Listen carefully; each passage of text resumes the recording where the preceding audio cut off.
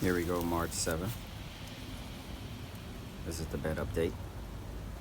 We got our pineapple. The one on the left is not looking too good. We have some aloe vera in the background.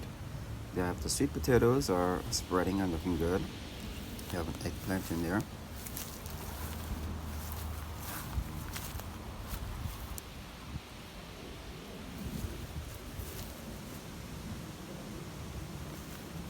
Front here we have some ornamental plants that I had before I began this transformation of the yard. Into the foreground, I ordered a combo cherry. It's looking kind of sad right now. I'm not sure what's going on with these leaves. They're looking pretty droopy. In the beginning, the leaves were looking good, but now I transplanted it. I put it into the ground, and I'm watering it, so I'm not sure what's going on. The stuff in the background, I'm eventually gonna take out, like those ferns and those birds of sparrow or whatever they're called. They're gonna go pretty soon. Okay, so these are all the seed starts I have in here. We have a cantaloupe that I bought from the grocery store, and we're gonna plant all those seeds around the property today. Spread them out into the front and to the back, north and south, and sunny areas and shaded areas to see exactly what does best. We can't keep track of that. Those are cocoa pods. We have muscadine grapes. We have star apple. These are Cuban oreganos in a pot that has gone wild. They've been sitting out here through the winter, and they died back a bit. So now we're going to. Oh, that's a taro root. A taro? Cassava. No, not cassava. Edo. And over here we have. Oh, pineapples. They're blooming now, or fruiting. And that's our little pineapple hedge with sugar cane to the end. We have a eggplant that we've had in here for like a year or two, some black beauties, and those are they fruited. I haven't tasted those as yet, um, because I'm not sure exactly when they're ready, so I've never actually picked them and ate them. And we have some more pineapples that are actually fruiting. These are tops that I cut off from different pineapple fruits that I bought throughout the years, and just planted them as a hedge. And of course, we have all our old debris covering the ground there. And this is, oh, I love this fruit. This is, um, we call it root. I don't know, I'm not familiar with those. Okay, so over here we have, what is this? Sugar apple um, that I planted from seed. And we have pigeon pea and some kind of other pea. So that's a little pigeon pea that I planted a few weeks ago directly in the soil. This is some kind of citrus that's not been doing too well, but I planted that from seed also. And of course, this is a papaya I had. I chopped it down because it was infested. This is soursop. This is the soursop tree. I think a woman that gave me when I first moved here, and the yard was completely empty. This is the front yard, by the way. This is jackfruit. Where did I get this? I think a woman gave me, the same woman gave me that also, or maybe I planted it from seed. I can't remember. Um, when I add more footage, I'm gonna dig up. Okay, these are two avocados I planted from seeds. I think one is a large avocado and one is a regular avocado. And back to the island. The citrus. What is that? Not a tangerine. Mandarin? Mandarin. I think a mandarin. I don't know. Of course, that's the papaya, and this is I planted this from seed. What is this again? I forgot what that is. Wonderful pomegranate. And now we're back to this here island here. This is a mango, which very delicious mango, and planted that from seed. Hopefully that is true to seed, and of course some pea seeds.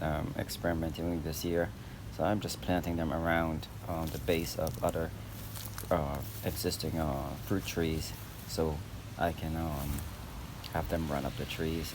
That's a pumpkin that I bought from the store. It was delicious, so I planted the seeds, and here we go.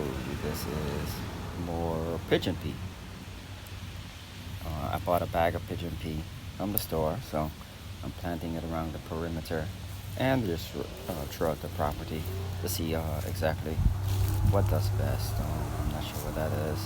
Or this lemon tree or citrus tree or whatever type of tree it's been suffering. It hasn't beared out any fruit. And of course, that's the pomegranate again. This is a little island. Okay, I'm back here again.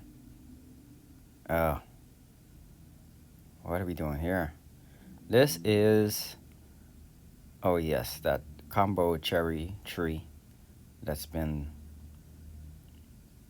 very sad. Hopefully catches on and all four branches survive and produce cherries. Bird of paradise is in the background. That's coming out completely. I can't eat that. Yeah. Wow. Look at that cherry tree. Hopefully it survives.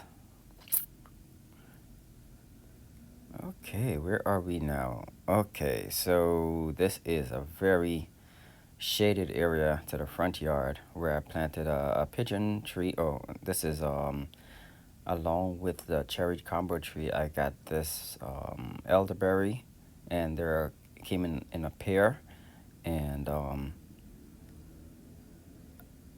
the person that sold it to me never told me the elderberries were included with the cherry trees. So, oh, there's some peas in the background that that I spread throughout the yard. So there's some of them are still sitting to the top, and yeah, that's the elderberry that was just stuck in the bag for like a week and or more while I waited because I'm so busy with work and I did not even know the elderberry plants were in there. So now when I find them, like I called them to find out where's the elderberry. Then they finally told me, oh, it's in the same bag with the combo cherry tree.